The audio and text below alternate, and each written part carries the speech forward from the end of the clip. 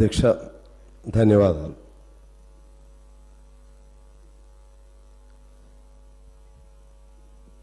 మొన్న 4 రోజుల క్రితం గద్దర్ గారి జన్మదినాన్ని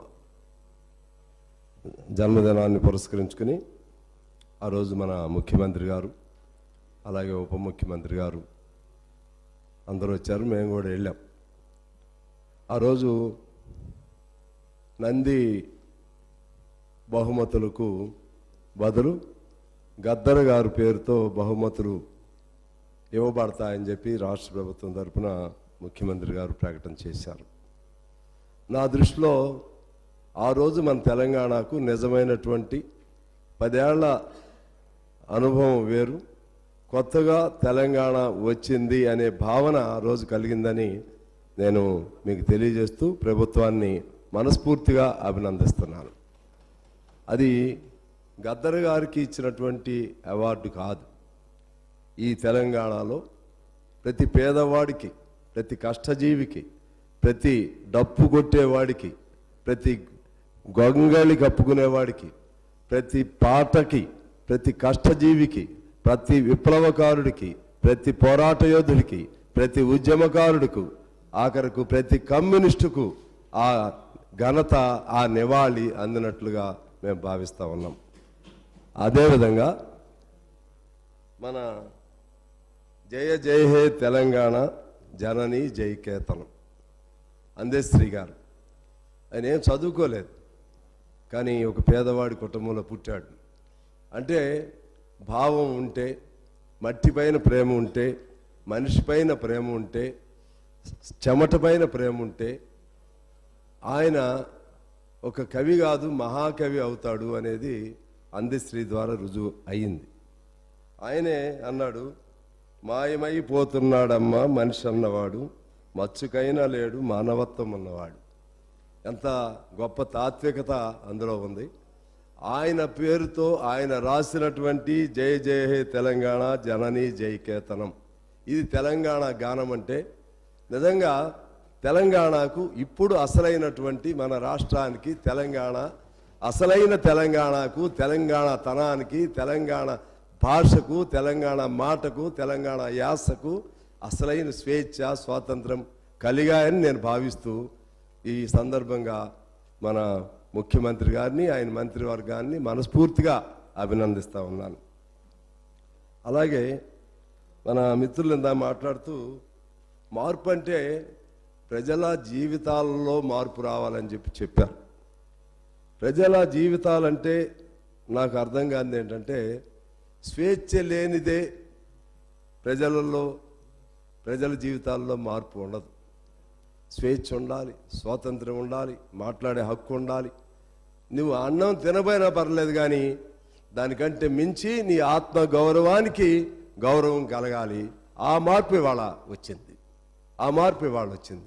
అదే ప్రజలు చాలా సంతోషంగా మా ప్రభుత్వం వచ్చింది, ప్రజల పాలన జరుగుతుంది అని భావిస్తూ ఉన్నారు.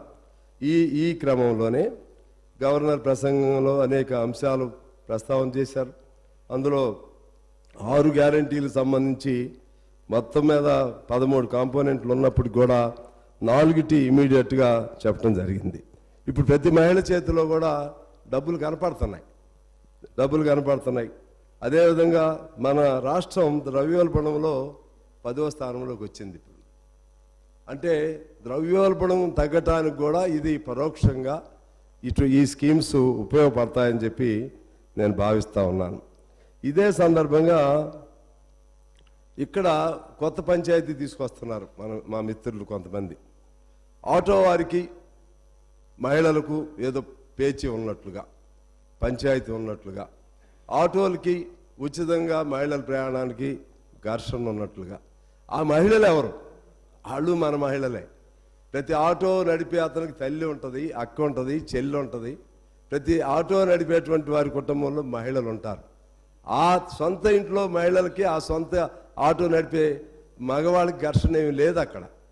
ప్రాబ్లం ఏంటంటే ఆటో వాళ్ళ మీద కొత్త ప్రేమలు ఎలా పుట్టుకొస్తున్నాయి చాలామందికి. నేను రియల్గా ఆటో వాళ్ళ తరపున మాట్లాడే హక్కు ఇక్కడున్న అందరిలో కంటే అందరికంటే నేనేం చిన్నపుచ్చట్లేదు, అందరికంటే హక్కు నాకే ఉంది.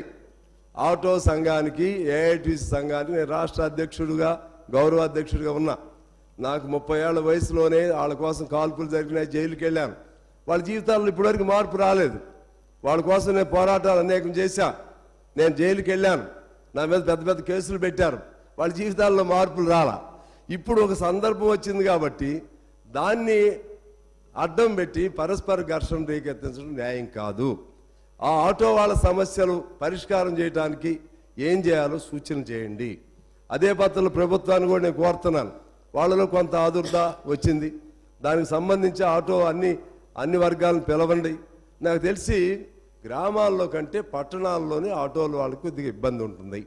గ్రామాల్లో ఎట్లయినా బస్ స్టాండ్కి ఆటో వాళ్ళు తీసుకురావాల్సిందే మహిళల్ని. అక్కడి నుంచి బస్సులు ఉంటాయి. ఆ బస్సుల్లో ఈ ఆటోలు ఒక ఊరు నుంచి మరొక ఊరు దూరం వెళ్ళేటువంటి ఆటోలు ఉండవు. జిల్లాల్లో, గ్రామాల్లో, టౌన్లో ఉంటుంది. అటువంటి వాటికి ప్రతి మెట్రో లైన్కి ఈ ఎలక్ట్రికల్ ఆటోల్ని కనెక్ట్ చేసే విధంగా ఏదైనా మార్గం చూస్తారా? మరో పద్ధతుల్లో వారికి సంవత్సరానికి 12,000 అన్నారు, దానికంటే ఇంకొద్దిగా బెటర్గా ఏమైనా చేస్తారా? ఇవన్నీ కూడా ప్రభుత్వం ఆలోచన చేయాలని చెప్పి నేను కోరుతా ఉన్నాను. అదేవిధంగా మన ఐటీఐల్ని ఆధునిక టెక్నాలజీతో డెవలప్ చేయడానికి 2,000 కోట్లు మంజూరు చేయటం చాలా ముదావహం. అలాగే నైపుణ్య విశ్వవిద్యాలయాలు, చిన్న పరిశ్రమలకు సంబంధించి నా ఒక సూచన ఉంది. చాలా మన కాన్సన్ట్రేషన్ అంతా కూడా రిపీటెడ్గా మనం అనేక సార్లు అనుకున్నాం. మన కాన్సన్ట్రేషన్ అంతా కూడా హైదరాబాద్ మీద లేకపోతే మహానగరాల మీదే ఉంది. కానీ వనరులు ప్రతి ప్రాంతంలో కూడా దొరుకుతాయి. స్మాల్ స్కేల్ ఇండస్ట్రీస్ని, డొమెస్టిక్ ఇండస్ట్రీస్ని తయారు చేయడానికి నియోజకవర్గానికి ఒక స్మాల్ స్కేల్ ఇండస్ట్రీని లేకపోతే గృహ పరిశ్రమను ఏర్పాటు చేసే అవకాశం ఉంటుందేమో, ఫీజిబిలిటీ ఉంటుందేమో అన్వేషణ చేయవలసిందిగా, దానికోసం ఆలోచన చేయవలసిందిగా నేను గౌరవ ముఖ్యమంత్రి గారిని, పరిశ్రమల శాఖ మంత్రిని, ప్రభుత్వాన్ని కోరుతా ఉన్నాను. ఆ విధంగా చేయటం ద్వారా ఆ ప్రాంతాల్లో కూడా పారిశ్రామికంగా కింద నుంచి పై స్థాయి వరకు కూడా ఒక అభివృద్ధి జరగడానికి అవకాశం ఉంటుందని నేను వారిని కోరుతా ఉన్నాను. అలాగే దీనిలో ఈ గవర్నర్ ప్రసంగంలో సహజంగా చెప్పారు, కానీ కొంత లోతుగా వెళితే జనరల్గా టచ్ చేశారు, కానీ దానికి ఎలా పరిష్కారాలు ఎలా జరుగుతాయి, దీన్ని ఏ పద్ధతుల్లో ఇప్పుడు ఈ ప్రభుత్వాన్ని ముందుకు తీసుకువెళ్ళాలనుకుంటున్నారు అంటే స్థూలంగా చెప్పారు. ఇంకొద్దిగా లోతుగా వివరణ ఉంటే బాగుండేదేమో అనేది నా అభిప్రాయం. అయితే బహుశా రేపు బడ్జెట్లో చెప్తారేమో. ముఖ్యంగా విద్య, వైద్యం, వ్యవసాయం, చిన్న నీటి వనరులు, రైతుల పంటలకు గిట్టుబాటు ధరలు, కౌలు రైతులు, ధరణి, ఇటువంటి సమస్యలపైన ప్రస్తావన రాలేదు. అందులో భాగంగా అవినీతి గురించి అసలే ప్రస్తావన రాలేదు. అంటే ఏదైనా ఒకసారి వచ్చిందేమో కానీ నా దృష్టిలో అయితే రాలేదు. ఈ అంశాలని ప్రస్తావన చేయకుండా, దీనిపైన లోతైనటువంటి ఆలోచన చేయకుండా మనం ముందుకెళ్ళటంలో ఇబ్బంది అయింది ప్రభుత్వానికని నా సూచన. అదేవిధంగా హామీలు ఇచ్చారు, దీని అమలు పైన దీనికి సంబంధించిన నిధుల్ని, ఎందువల్లంటే నాకైతే విశ్వాసం ఉంది. మనిషిని గత పర్యాయం కూడా చెప్పాను, మనిషిలో పట్టుదల ఉంటే, కృషి ఉంటే ఏదైనా సాధించవచ్చు. రేవంత్ గారు సాధిస్తారనే నమ్మకం నాకుంది. కానీ అయినా కూడా దానికి ఒక ప్రామాణికత కావాలి, దానికి ఒక ఆలోచన కావాలి, దానికి ఒక స్వరూపం కావాలి. ఆ వైపుగా దానిలో ఈ పథకాలు నెరవేర్చడం కోసం, ఈ హామీలు నెరవేర్చడం కోసం ఈ పద్ధతుల్లో ప్లాన్ చేస్తుంది మా ప్రభుత్వం అని ఓ మాట చెప్తే బాగుండేది అనేది నా అభిప్రాయం అధ్యక్ష. అలాగే ఇవాళ డబ్బు అనేది పెద్ద సమస్య. దాదాపు మన తెలంగాణ వచ్చినప్పుడు 60,000 కోట్లు మనకు అప్పు ఉంటే, ఇదంతా ఇంతకుముందు చర్చించుకున్నాం. ఇప్పుడు 6 లక్షల కోట్లకు చేరింది. అదేవిధంగా దాని వడ్డీగా కూడా దాదాపు కొన్ని వేల కోట్లు, నా దగ్గర ఫిగర్స్ లేవు, మళ్ళీ తీర్చాలి. మళ్ళీ ఇది ఒక 60,000 కోట్లు అవుతుంది అంటున్నారు ఈ 6 హామీలు. కొంతమందికి సంతోషంగా ఉంటుంది, ఎట్లా తీరుస్తారు వీళ్ళు, ఎట్లా చేస్తారని. దీని మీద ఒక స్పెసిఫిక్గా ఒక అవగాహన ప్రభుత్వానికి ఉండాలంటే ఏం చేయాలి? వాస్తవంగా నేను మొన్న సింగరేణి మీటింగ్కి ముఖ్యమంత్రి గారు ఉప ముఖ్యమంత్రి గారితో పాటు నేను కూడా వెళ్ళాను. నేను మాట్లాడే అవకాశం కోరితే మా బట్టి గారు నాకు చెప్తున్నారు చెవిలో, కొద్దిగా జాగ్రత్తగా మాట్లాడమని. వాస్తవమే, నాకే భయం వేస్తుంది. జనమేమో ఆశలు చాలా ఉన్నాయి, చాలా కోరికలు ఉన్నాయి. ప్రతి ఒక్కరూ మాకు ఉద్యోగం వస్తుందని, ప్రతి అవుట్సోర్సింగ్ కార్మికుడు మాది పర్మనెంట్ అవుతుందని, లేకపోతే ప్రతి ఒక్కరు పేదవాళ్ళు మాకు ఇల్లు వస్తుందని చాలా చాలా ఆశలతో ఉన్నారు. కానీ పరిస్థితి చూస్తే ఇక్కడ ఆర్థికంగా చూస్తే అంత ఆశాదాయకంగా లేదు. మరి దానిపైన ఆ మాట వారంటేనేమో మీరు ఇచ్చిన హామీలు ఎగ్గొట్టని మీరు చెప్తున్నారా అని వారిని ఇంకోరు అంటారు. కానీ నేనుగా ఆలోచన చేస్తే నాకు కూడా వాస్తవంగా ఆర్థిక పరిస్థితులుగా చూస్తే కొద్దిగా లోతుకి వెళితే, ఎందుకంటే నాకు జెన్కో మా నియోజకవర్గంలోనే ప్రధానమైన జెన్కో ఉండేది, సింగరేణి మా దగ్గరే ఉంటుంది. అక్కడ పరిస్థితులు చూస్తే దాదాపు మన జెన్కో మొత్తం కూడా కాంగ్రెస్ పార్టీకి మాకే ఓట్లు వేశారు. వాళ్ళు చాలా ఇబ్బందులు ఉన్నాయి. సింగరేణిలో ప్రధానంగా మాకే ఓట్లు వేశారు, చాలా ఇబ్బందులు ఉన్నాయి. అన్నిటి పరిష్కారం లభిస్తాయని లోపలికి వెళ్ళి చూస్తే డబ్బులు లేవు. దీని మీద ఎలా చేయాలనేది ఆలోచన చేయవలసిన అవసరం ఉందని నేను గవర్నమెంట్ని కోరుతా ఉన్నాను. అదేవిధంగా ఇందులో భాగంగానే మీకు చెప్పాలంటే, ఇప్పుడు స్కాలర్షిప్లు ఉన్నాయి. ఇప్పుడు కొత్త ఖర్చులే కాదు, పాత బాకీలు ఎన్ని ఉన్నాయి అనేది కూడా చూసుకోవాలి. మొన్న అనుకున్నాం జెన్కో దాదాపు 80,000 కోట్లు నష్టాల్లో కానీ అప్పుల్లో కానీ ఉందని. సింగరేణిలో కూడా అదే పరిస్థితి ఉంది. ఆ బాకీలు తీర్చాలి. అలాగే ఇప్పుడు ఈ స్కాలర్షిప్లు, అలాగే ఫీజు రియంబర్స్మెంట్లు, ఇటువంటి వాటి కోసం దాదాపు 6-7 వేల కోట్ల రూపాయలు, కరెక్ట్ లెక్కలేదు కాబట్టి నేను సుమారుగా చెప్తా ఉన్నాను. అదేవిధంగా సర్పంచులు మొన్నే పదవీ కాలం అయిపోయింది. ఈ సర్పంచులు ప్రతి పంచాయతీకి కొన్ని 10 లక్షలు, 5 లక్షలు, 6 లక్షలు అట్లా సర్పంచులు చేసిన పనులకు బిల్లులు రాని వాళ్ళు ఉన్నారు. వాళ్ళు చాలామంది, ఎక్కువ మంది అని అన్న కానీ కొద్దిమంది ఆత్మహత్యలు కూడా చేసుకున్నటువంటి పరిస్థితులు మనం చూసాం. అవి అన్నీ కలిపితే 7-8 వేల కోట్లు వాళ్ళ బిల్లులు కట్టాల్సి ఉంటుంది. కాంట్రాక్టర్లకి కూడా ఎన్నో సంవత్సరాల క్రితం పనిచేసిన కాంట్రాక్టర్లు కూడా బిల్లులు రానటువంటి వాళ్ళు ఉన్నారు. చిన్న కాంట్రాక్టర్లు ఆత్మహత్యలు చేసుకునే వాళ్ళు కూడా ఉన్నారు. ఆఖరికి ఆ బిల్లులను తీసుకోవడానికి కూడా తిరిగి పర్సంటేజ్లు ఇచ్చే పరిస్థితి ఇవాళ ఉందంటే ఎంత దురదృష్టకరమైన స్థితిలో మనం ఉన్నామో ఆలోచన చేయవలసినటువంటి అవసరం ఉంది. మరి వీటన్నిటిని ఆఖరికి భవన నిర్మాణ సంక్షేమ నిధి ఉంటుంది, ఆ డబ్బులు కూడా అందులోనే ఉన్నాయి. అదే పద్ధతుల్లో జీపీఎఫ్ పేరుతో ఉద్యోగస్తులు దాచుకున్న డబ్బులు చాలా ఉన్నాయి అధ్యక్ష. ఆ డబ్బులు పోలీసులు కానీ టీచర్స్ కానీ ఆ డబ్బులు కూడా ఈ ప్రభుత్వమే వాడుకుంటూ ఉంది. వాళ్ళ కష్టంతో వాళ్ళు దాచుకున్న డబ్బులు కూడా ప్రభుత్వమే వాడుకుంటుంది.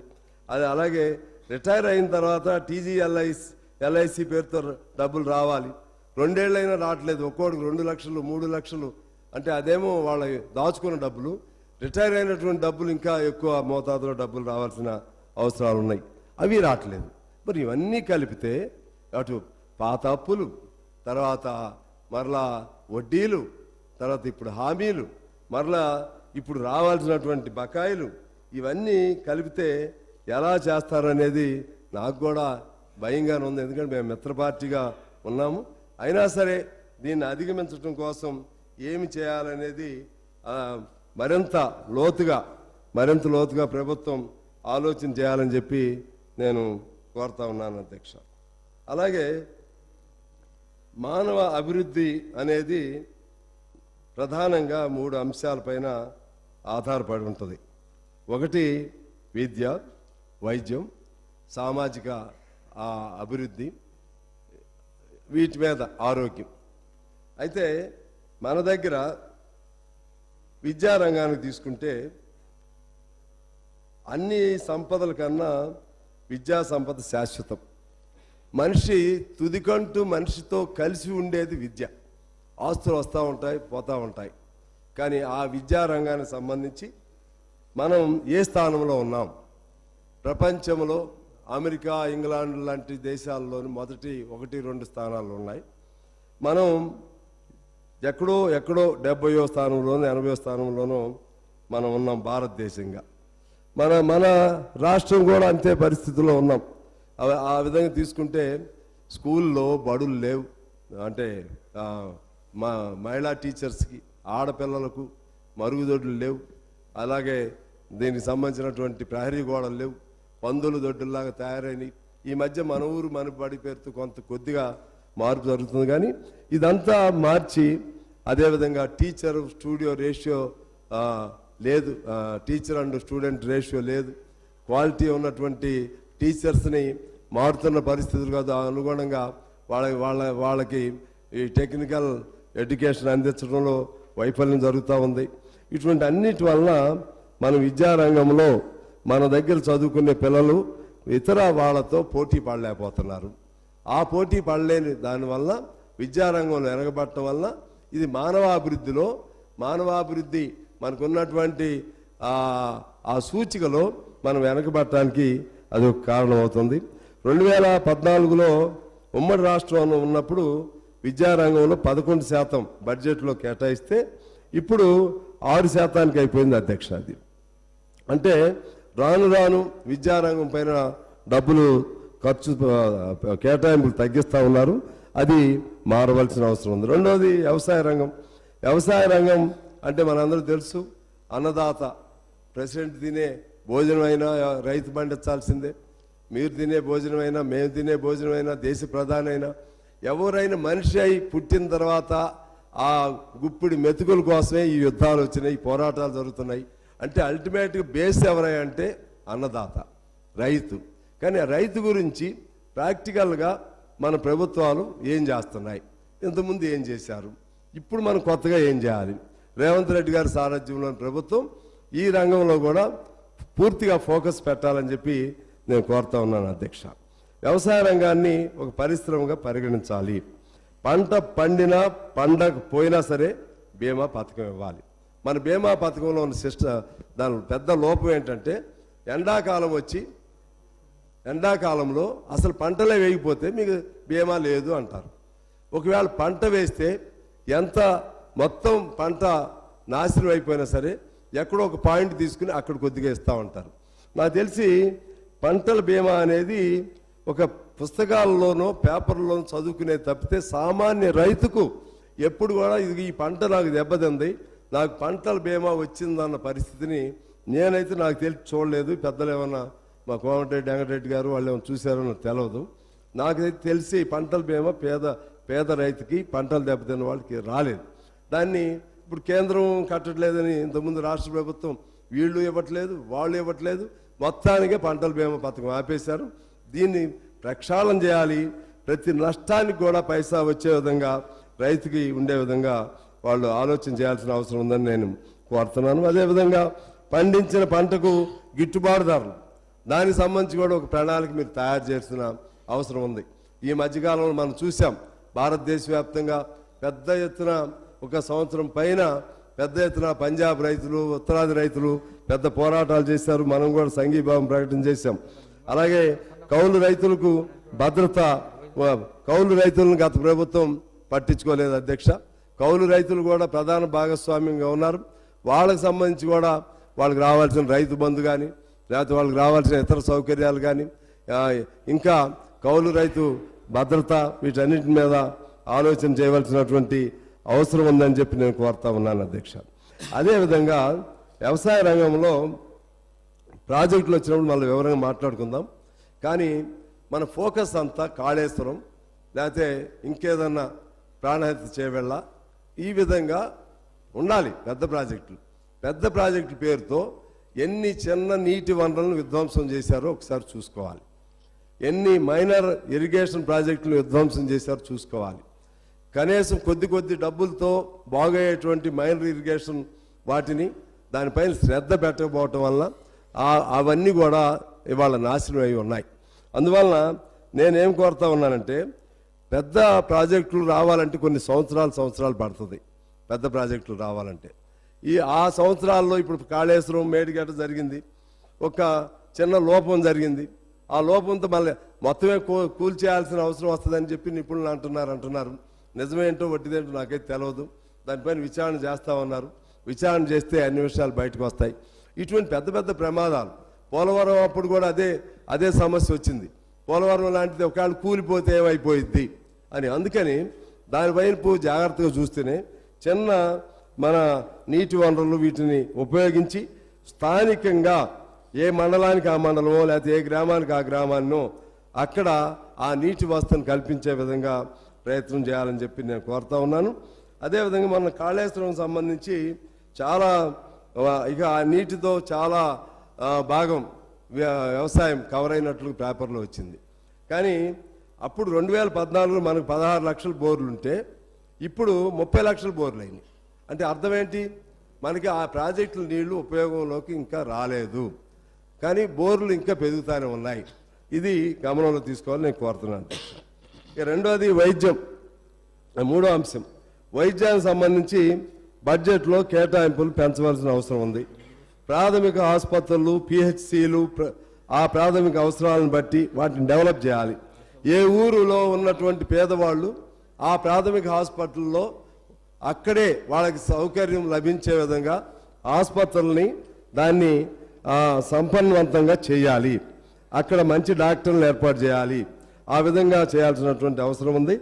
అదేవిధంగా గవర్నమెంట్ హాస్పిటల్స్లో ఏరియా హాస్పిటల్స్ కానీ లేకపోతే జిల్లా హాస్పిటల్స్ కానీ అక్కడ పేషెంట్ చేరిన తర్వాత మళ్ళీ బయటికి రాకుండా ఉండే విధంగా మంచి క్వాలిఫైడ్ డాక్టర్స్ని, అదేవిధంగా ఇన్ఫ్రాస్ట్రక్చర్ని, అలాగే ఎప్పటికప్పుడు చెక్ ఉండే విధంగా చేయాల్సిన అవసరం ఉంది. నిమ్స్, ఈ మధ్య నేను నిమ్స్ వెళ్ళాను. నిమ్స్ గొప్ప సౌకర్యాలు ఉన్నాయి, పెద్ద ప్లేస్ ఉంది. ఉస్మానియా చూశాను, గాంధీని చూశాను. ఆ హాస్పిటల్స్ ఎందుకు మనం నిర్లక్ష్యం చేస్తున్నామో ఆలోచన చేయాల్సిన అవసరం ఉంది. ప్రభుత్వంగా నేను కోరుతున్నాను, ముఖ్యమంత్రి గారు, ఆరోగ్య శాఖ మంత్రి గారు, ఇతరులను కోరుతా ఉన్నాను. మనకున్నటువంటి ఇన్ఫ్రాస్ట్రక్చర్, మనకున్నటువంటి భూమి, మన ప్రభుత్వ ఆసుపత్రికి ఉన్నటువంటి భూమి మరి ఎక్కడ లేదు. అదేవిధంగా అందులో సెలెక్ట్ అయ్యే డాక్టర్లు అందరూ కూడా క్వాలిఫైడ్ డాక్టర్లే ఉంటారు. మా కేఎల్ మహేందర్ గారని మా పెద్ద నాయకుడు ఉండేవాడు. ఆయన ఎప్పుడు కూడా he never visited any corporate hospital. He was in the habit of visiting Gandhi hospital any problem వచ్చినా. ఆ విధంగా మీరు ఆ హాస్పిటల్స్ని డెవలప్ చేయాలని చెప్పి నేను కోరుతా ఉన్నాను. అలాగే వైద్యానికి సంబంధించి ఒక గొప్ప మన ప్రభుత్వం ఒక మంచి నిర్ణయం చేసింది.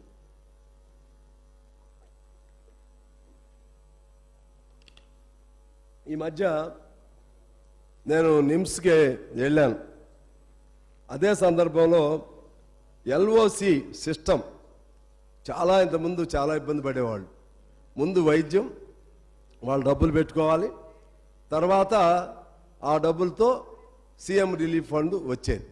ఆ సిస్టమ్ మార్చింది ఈ గవర్నమెంట్ వచ్చినాక. ముందే ఉందా? Thank you. సరే, okay, I may be corrected, I may be wrong, కానీ ఏదున్నా ఓకే. ఎల్ఓసి ముందు నుంచి ఈ ఒక్కదానికి ఎందుకు పెట్టారు? అన్నిట్లో పెడితే బాగుండేదని మా కోరిక. అన్ని హాస్పిటల్ లేదు ఇప్పుడు, ఓన్లీ నిమ్స్, ఓన్లీ నిమ్సే ఉంది. సార్ మీతో మాట్లాడు, అయిపోయింది, క్లోజ్ చేసేస్తాను. ఎందుకంటే నాకు సార్ మీకు మొదటి రోజే కోరా, డిస్టర్బ్ కాకండి, కంటిన్యూ చేయండి. Okay okay, right right, thank you. అయితే ఇది ఈ సిస్టమ్ చాలా బాగుంది. సరే, ఏ గవర్నమెంట్ పెట్టినా మంచి అనాలి, చాలా బాగుంది. వాళ్ళు ఇసి ఎల్ఓసి రాసి పంపించిన వెంటనే, కానీ మధ్యలో ఆగిపోతుంది. జబ్బులో వాడికి 5 లక్షలు వస్తుంది, 2.5 లక్షలకి ఇస్తున్నారు. ఇంక 2.5 లక్షల డబ్బులు తేలేదని పేషెంట్ బెడ్ మీదే ఉంటున్నాడు. ఆ పేషెంట్ని విడుదల చేయట్లేదు హాస్పిటల్లో. మాకు చాలా ఇబ్బంది అవుతా ఉంది. అందువల్ల ఈ మధ్య 10 లక్షల వరకు పెంచాము, డిజిటల్ హెల్త్ కార్డ్స్ ఇస్తామని అన్నారు, కానీ ఇంకా అమలైనట్లుగా లేదు. మీరు అన్న తర్వాత కూడా ఇప్పుడు కూడా అదే ఇబ్బంది జరుగుతుంది. ప్రతి ఒక్కళ్ళకు కూడా ఇర్రెస్పెక్టివ్ ఆఫ్ రేషన్ కార్డ్ అందరికి కూడా డిజిటల్ హెల్త్ కార్డులు ఇవ్వాలి. అది ఒక్క నిమ్స్కే పరిమితం కాకుండా ఉస్మానియా కానీ, గాంధీ కానీ, even other reputed corporate hospitals కూడా, అంటే వాటిని దుర్వినియోగం చేయకుండానే చేసి జబ్బు పేరుతో, కిడ్నీ ప్రాబ్లం పేరుతో, లేకపోతే లివర్ ప్రాబ్లం పేరుతో, ఇతర ప్రాబ్లం పేరుతో డబ్బులు లేకపోవటం వల్ల చనిపోయాడు అనేటువంటి ఒక్క మాట రాకుండా చేస్తే రాష్ట్ర ప్రభుత్వానికి అంతకంటే ఎందుకంటే రాజశేఖర రెడ్డి గారి బ్రెయిన్ చైల్డ్ ఇది ఆరోగ్యశ్రీ. దాన్ని ఇంకా మరింత పరిపుష్టి చేసుకుంటే అంతకంటే గొప్ప పేరు మీకు రావాలని చెప్పి నేను కోరుకుంటా ఉన్నాను. అది ఆరోగ్యానికి సంబంధించి. అలాగే పారిశ్రామిక విధానంలో కూడా మొత్తంగా హైదరాబాద్ మీద ఫోకస్ చేయకండి, దయచేసి చేయండి, ఇది కూడా చేయండి. 40,000 కోట్లు ఒప్పందం చేసినా, అంతకుముందు మీరు 6 లక్షల కోట్లు ఒప్పందం చేసినా మాకేం తెలియదు. మీరు ఏం చేస్తున్నారో ఎక్కడ చేసుకుంటున్నారో మాకు తెలియదు. మా కోరిక ఏంటంటే మా దగ్గర ఏమన్నా జరిగిందా, మా ప్రాంతంలో ఏమన్నా పారిశ్రామికం జరిగిందా, మా ప్రాంతంలో ఉన్న చదువుకున్న పిల్లలకి ఏమైనా ఉద్యోగం వచ్చిందా, అది మేము చూస్తున్నాం. మా ప్రాంతంలో ఉన్న చదువుకున్న పిల్లలకి మేమంటే మా ప్రాంతమే కాదు, అన్ని నియోజకవర్గాల్లో. అందుకని నా రిక్వెస్ట్ ఏంటంటే ఇంతకుముందే నేను మనవి చేశాను, ప్రతి ప్రాంతంలో ప్రతి నియోజకవర్గానికి ఒక ఖచ్చితంగా అక్కడ స్థానికంగా దొరికేటువంటి మినరల్స్ని కానీ, స్థానికంగా దొరికేటువంటి అగ్రి ప్రొడక్ట్స్ మీద కానీ ఆ ప్రాంతంలో నియోజకవర్గానికి ఒక స్మాల్ స్కేల్ ఇండస్ట్రీ కావాలి. జిల్లాకు ఒక ఇండస్ట్రియల్ పార్కో ఐటీ హబ్ లాంటిదో కావాలి. ఆ విధంగా ఇది ఎక్స్టెన్షన్ వైపు పోవాలి. దాన్ని డీసెంట్రలైజ్ అవ్వాలి తప్పితే సెంట్రలైజ్ అవ్వకూడదు అనేది నా కోరిక. ఇక ఆఖరిగా అంటే ఇంకా చాలా ఉన్నాయి సమస్యలు. అసలు అవినీతి అనేది మేము మొదటిసారి ఎమ్మెల్యేలుగా ఉన్నప్పుడు అప్పుడు చూసాం. బయ్యారం ఇంకా చాలా అవినీతి అనకొండ అని, అంటే తిమింగలం కాదు, తిమింగలానికంటే మించి అనకొండ, అది పెద్ద ఏదో పెద్ద జంతువులు ఏదో చెప్తారు మరి, పాము. అనకొండను మించిన అవినీతి ఇవాళ అన్ని చోట్ల చూస్తూ ఉన్నాం. ఆ ప్రభుత్వం ఈ ప్రభుత్వం నేను చెప్పదలుచుకోలేదు. ఈ ప్రభుత్వం కొత్తగానే వచ్చింది. ఇంతకుముందు 10 ఏళ్ళు టీఆర్ఎస్ ప్రభుత్వం ఉంది. భారతదేశంలో వివిధ రాష్ట్రాల్లో వివిధ ప్రభుత్వాలు ఉన్నాయి. నిన్న ఛత్తీస్గఢ్ ముఖ్యమంత్రిని కేవలం 35 లక్షల రూపాయలు దొరికాయి. ఆయనకు ఉంది 8 ఎకరాలు. ఆయన్ని కనపడకుండా అటు చేసి అరెస్ట్ చేశారు, దింపేశారు. రేపో ఎల్లుండో ఢిల్లీ ముఖ్యమంత్రి అవుతాడు, అందరూ అవుతారు. కానీ మన దగ్గర పేర్లు చెప్పొచ్చు లేదు, నాకు తెలియదు.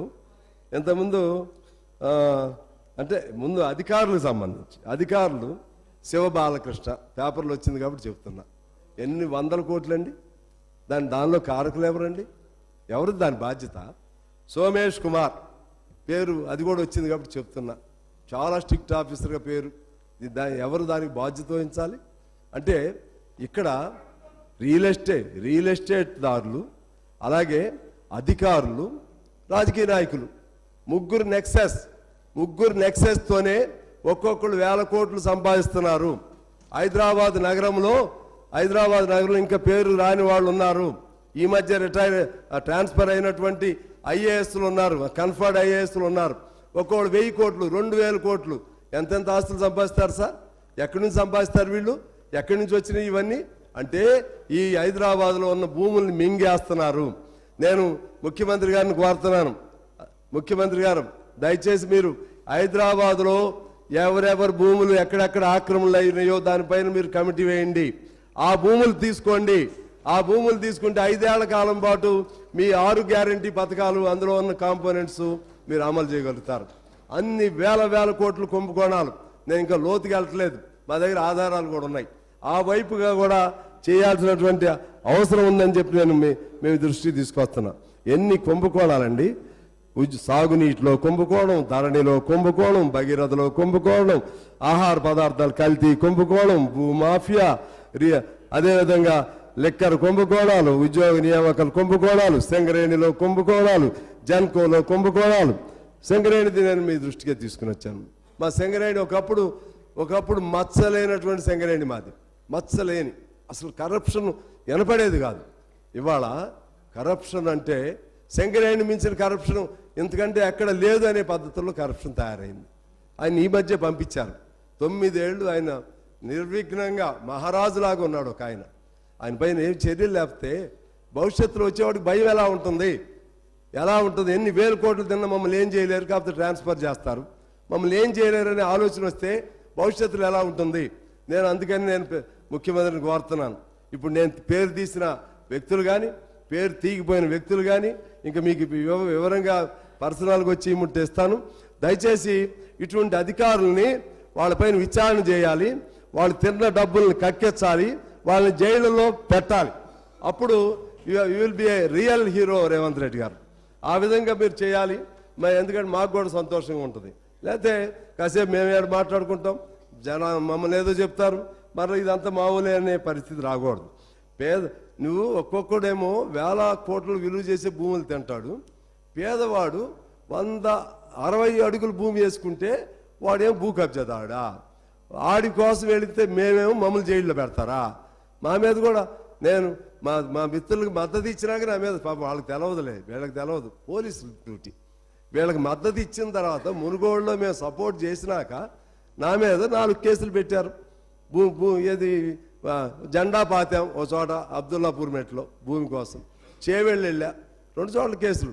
నన్ను అసలు బయటకు రానికుండా అరెస్ట్ చేయాలని చూశాడు ఒక సిఐ. అంటే భూములు పేదాడి భూముల కోసమేమో ఇంత పకడ్బందీగా ఉంటారా? పెద్దల భూముల దగ్గరికి వచ్చేసరికి మాట మంచిగా ఉండదా? పెద్దల భూములు వచ్చేసరికి అందరూ ఒకటేలాగా అనే భావన వస్తుందా? ఇది ఎక్కడో చోట దీన్ని కంట్రోల్ చేయాలని చెప్పి నేను కోరుతా ఉన్నాను అధ్యక్ష. అదేవిధంగా ఇంకా ఆఖరి అంశం చెప్పి నేను క్లోజ్ చేస్తాను. ఇవాళ వ్యవసాయ రంగాన్ని గురించి చెప్పుకున్నాం, పారిశ్రామిక రంగం గురించి చెప్పుకున్నాం, అలాగే విద్యారంగం, వైద్యం ఇవన్నీ చెప్పాం. కానీ ఈ రంగాలు కాని వాళ్ళు కొన్ని కోట్ల మంది అవుట్ సోర్సింగ్ పేరుతో లేకపోతే కాంట్రాక్ట్ కార్మికుల పేరుతో ఉన్నారు. అప్పుడు మన కేసీఆర్ గారు అప్పుడు మంచి మాట చెప్పాడు, మనం తెలంగాణ అధికారంలోకి వస్తే ఇక నుంచి కాంట్రాక్ట్ కార్మికుల పదవే వినపడదు, అవుట్ సోర్సింగ్ పేరే వినపడదు అని చెప్పారు. మా దగ్గర కూడా మా సింగరేణిలో కూడా చెప్పారు. మేమంతా నిజమే అనుకున్నాం. సరే ఆయన చేయలేకపోయి ఉండొచ్చు, నేనేం తప్పుపట్టను. ఇప్పుడు మీరేమో ఆ మాట అవుట్ సోర్సింగ్ అనే పదం ఉండదు, లేకపోతే కాంట్రాక్ట్ కార్మికుల పదం ఉండదని మీరేం చెప్పలేదు. కానీ మా కోరిక ఏంటంటే, మా కోరిక చిన్న చిన్నగా వాళ్ళందరినీ రెగ్యులైజ్ చేయాలి. ఆలోపు మినిమం వేజ్ ఈ మధ్య ఇంతకుముందు వీరి కాలంలో 17,000 18,000 ఒక జీవో వచ్చింది. అది మరి మీకు తెలియక జరిగిందో ముఖ్యమంత్రి గారు మినిమం వేజ్ని ఈ మధ్య వచ్చినటువంటి జీవోని 11,000కు తగ్గిస్తూ ఓ జీవో వచ్చింది. మరి మీకు ఐడియా ఉందో లేదో దయచేసి పరిశీలన చేయాలని కోరుతున్నాను. 17,000-18,000కు ఉన్న మినిమం వేజ్ బోర్డు వాళ్ళ మినిమం వేజ్ 11,000కు తగ్గింది. అందువలన ఇటువంటి వాళ్ళని చిన్నగా మీరు రెగ్యులరైజ్ చేయడానికి ప్రయత్నం చేయాలి. అంటే 73 రకాల పనులు ఉంటాయి. 1,20,00,000 మంది ఇందులో ఉన్నారు. 18,000 నుంచి 11,000కు తగ్గిస్తూ జీవో వచ్చింది. 1,20,00,000 మందికి అది వాళ్ళ జీవితాల మీద అది ప్రభావం చూపెట్టబోతుంది. ఇవాళ మధ్యాహ్న భోజనం వర్కర్స్ ఉన్నారండి, నెలకు 3,000 జీతం వాళ్ళది. ఆశా వర్కర్స్ నెలకు 9,750, విఓఏలు గ్రామ దీపికలు వాళ్ళని 5,000, శ్రీనిధి 9,000, గ్రామ పంచాయతీ కార్మికులు 8,600 వాళ్ళ జీతాలు చెప్తున్నాను అధ్యక్ష. మున్సిపల్ కార్మికులు 10,000 నుంచి 20,000, అంగన్వాడీ 17,000. అదేవిధంగా వాళ్ళకి మినిమం 18,000 ఇస్తామని మన మేనిఫెస్టోలో కూడా పెట్టాము. అలాగే ఇంకా మన యూనివర్సిటీస్లో పనిచేసేటువంటి అనేక మంది ఉన్నారు.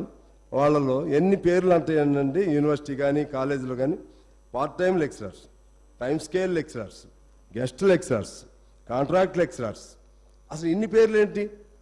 వాళ్ళందరూ చదివింది ఒకటే, వాళ్ళందరూ వెళ్ళేది ఒకే క్లాస్కి వెళ్తారు. ఒకసారి ఏమో యూనివర్సిటీ ఉస్మానియా యూనివర్సిటీ ప్రొఫెసర్స్ నా దగ్గరికి వచ్చారు. ఒక మెయిన్ ప్రొఫెసర్ వెళ్తాడు, ఆయన వెళ్ళిన తర్వాత నెక్స్ట్ క్లాస్కి పార్ట్ టైం లెక్చరర్ పేరుతో వెళ్తాడు. మీ డిజిగ్నేషన్ ఏంటని అడిగి, మీ క్వాలిఫికేషన్, మేము డాక్టరేట్ చేసామంటే వాళ్ళు డాక్టరేట్. మీకు ఎంత ఇస్తున్నారంటే గంటకి 700, వీళ్ళకి 700 గంటకి, వాళ్ళదేమో 3 లక్షలు 2.5 లక్షలు. అంటే ఈ డిస్పారిటీస్ని తొలగించవలసిన అవసరం ఉంది. అన్ని ఎడ్యుకేషన్ రంగాల్లో కూడా వివిధ పేర్లలో గెస్ట్ లెక్చరర్స్, కాంట్రాక్ట్ లెక్చరర్స్ ఇటువంటి అనేక పేర్లతో ఉన్నదాన్ని ఒక క్రమ పద్ధతుల్లో తీసుకుని వచ్చి అందరికి ఒకే జీతం కాకుండా ఒక పద్ధతుల్లో వాళ్ళని చేయాల్సినటువంటి అవసరం ఉందని నేను ప్రభుత్వాన్ని కోరుతా ఉన్నాను. అదేవిధంగా అంబేద్కర్ ఓవర్సీస్ విద్యానిధి పేరుతో ఇంగ్లాండ్లో పిల్లలు ఇంగ్లాండ్లో మార్నింగ్ నాకు ఫోన్ చేశారు సార్. ఇంగ్లాండ్ వాళ్ళు వీళ్ళు ట్రైబల్ పిల్లలు 100 మంది అక్కడ ఉన్నారు. వాళ్ళకి మీరు వెళ్ళండి, దీని కింద పంపిస్తామని గవర్నమెంట్ హామీ ఇస్తే వెళ్ళారు. ఇంతవరకు ఇంటర్వ్యూలు జరగట్లేదు. వాళ్ళందరినీ ఆ 100 మందిని ఇంకా ఇతర దేశాల్లో ఎవరెవరు ఉన్నారు వాళ్ళని కూడా మీరు చూడాల్సినటువంటి అవసరం ఉంది. అదేవిధంగా ఆటో కార్మికులకు సంక్షేమ నిధిని ఏర్పాటు చేయాలి, అమాలీలకు సంక్షేమ నిధిని ఏర్పాటు చేయాలి, భవన నిర్మాణ కార్మికుల డబ్బులు వాళ్ళకి తీసుకురావాలి. అలాగే building regularisation scheme, land regulation scheme అవి పక్కాగా అమలు చేస్తే మీకు ఒక 25 నుంచి 26 వేల రూపాయలు 26 వేల కోట్ల రూపాయలు ప్రభుత్వానికి ఇమీడియట్గా వచ్చేటువంటి అవకాశం ఉంది. అదేవిధంగా ఈఎస్ఐ హాస్పిటల్కి సంబంధించి డైరెక్టర్గా డాక్టర్ లేడు. దాదాపు 70 లక్షల మందికి ఆడ ట్రీట్మెంట్ జరుగుతుంటే డాక్టర్ లేడు. డాక్టర్ని డైరెక్టర్గా నియామకం చేయాలనే కోరిక వాళ్ళది. తెలంగాణ టూరిజంలో పనిచేస్తున్న వాళ్ళు 26 ఏళ్ల నుంచి పనిచేస్తున్న చాలామంది చేశారు, ఇంక 170 మందిని చేయాలి. అదేవిధంగా కానిస్టేబుల్స్ ప్రత్యేకంగా వాళ్ళు రోజు అందరు ఎమ్మెల్యేలను ఇబ్బంది పెడుతున్నట్టు మీ అందరికీ కూడా తెలుసు. జీవో నెంబర్ 46 హైదరాబాద్ సిటీకి ఒక రకంగాను మా రూరల్ ఏరియాస్ మరొక రకంగా ఆ డిస్పారిటీ ఉంది, దాన్ని తొలగించాలి. ఆఖరిగా జర్నలిస్టు మిత్రులకి వాళ్ళు దిక్కులేనటువంటి పరిస్థితుల్లో జర్నలిస్టు మిత్రులు ఉన్నారు. ఆ జర్నలిస్టులకు పాలసీ లేదు. నేను కూడా being a journalist, I started my career as a journalist only. వాళ్ళకి ఏదో పద్ధతుల్లో గౌరవప్రదంగా లేకపోతే వాళ్ళు సొంత పని చేసుకోలేరు. వాళ్ళకి ఈ పనిలోనే వేతనాలు ఉండవు. ఇంతకుముందు లైన్ అకౌంట్ ఉండేది, ఇప్పుడు లైన్ అకౌంట్ కూడా లేదు. దాన్ని ఎలా ఆదుకోవాలి? లైన్ అకౌంట్ ఇస్తే ఆ పేపర్లు మూతపడతాయి. ఎలా ఆదుకోవాలో జర్నలిస్టుల అంశం పైన కూడా మన గవర్నమెంట్ సీరియస్గా ప్రయత్నం చేయాలని చెప్పి నేను కోరుతా ఉన్నాను. అదేవిధంగా హెల్త్కి సంబంధించినటువంటి నేషనల్ హెల్త్ మిషన్కి సంబంధించిన దానిలో కూడా కొన్ని వేల మంది పనిచేస్తున్నారు, వాళ్ళది కూడా చూడాల్సిన అవసరం ఉంది. మా సొంత నియోజకవర్గానికి ఒక మాట చెప్పి నేను సెలవు తీసుకుంటాను అధ్యక్ష. మా దగ్గర జెన్కో ఉంది. జెన్కోలో ఆర్టిజన్స్ పేరుతో దాదాపు 26,000 మందిని వెట్టి బానిసలాగా చూస్తున్నారు. వాళ్ళు సమ్మె మాకు జీతం పెంచండి అని అడిగినందుకు వాళ్ళని ఒక్కసారి 170 మందిని అనేక రాష్ట్రాల్లో పంపించారు, ఆడవాళ్లతో సైతం అనేక ఇతర చోట్లకు పంపించారు. వాళ్ళ తరపున మేము రిప్రజెంట్ చేస్తామంటే ఎవరితో చేయాలో అర్థం కావట్లా. అన్ని ఉప ముఖ్యమంత్రి గారి దగ్గరికి వెళ్ళాలంటే ఇబ్బందిగా ఉంది. అసలు ఇంతకుముందు అధికారులు కొన్ని ఉండేవి. అందువల్ల ఒక పాలసీగా మీరు తీసుకోమని నేను కోరుతున్నాను. ఎస్సీలని డిఈలుగా డిమోట్ చేశారు. అడిగిన ప్రతి ఒక్కడి పైన కక్ష సాధింపు చేశారు జెన్కో వాళ్ళని. అదేవిధంగా ఆర్టీసీకి సంబంధించి ఇప్పుడు చాలా మాటలు వచ్చినాయి. ఆర్టీసీలో ఒకనాడు సమ్మె చేసే ఆర్టీసీలో కూడా మేము రికగ్నైజ్డ్ యూనియన్ చాలా కాలం, మధ్యలో మొన్న కూడా జాయింట్గా రికగ్నైజ్డ్ యూనియన్. ఆర్టీసీలో సమ్మె చేస్తే సమ్మె చేయకుండా ఉండే విధంగా చట్టం ఆ నిబంధనలు పెట్టారు. కనీస హక్కులు లేవు ఆర్టీసీలో. ఇవాళ ప్రభుత్వంలో విలీనమన్నారు, సంతోషం. అది చేయండి, అదన్న చేయండి, లేకపోతే ఇంకోటన్న చేయండి, కానీ అసలు వాళ్ళని మాట్లాడే హక్కు ఇప్పుడు కూడా లేదు. వాళ్ళ బాధలు ఎవరికి చెప్పుకోవాలో తెలియదు. ఇటువంటివన్నీ ఉన్నాయి. వీటన్నిటిని పరిష్కారం చేయాలని కోరుతూ ఆఖరిగా మా ముఖ్యమంత్రి గారు కూడా యువకుడు, ఉద్యమకారుడు కాబట్టి ఇప్పుడు వేణుగోపాల్ గారు వీక్షణం, ఆయన మీద ఎన్ఐఏ దాడులు మొదలైనవి. అంతకుముందు వనవరరావు గారు లోపల ఉన్నారు, సాయిబాబు గారు లోపల ఉన్నారు, ఇంకా చాలామంది. ఎందుకంటే నన్ను జనరల్గా సిపిఐ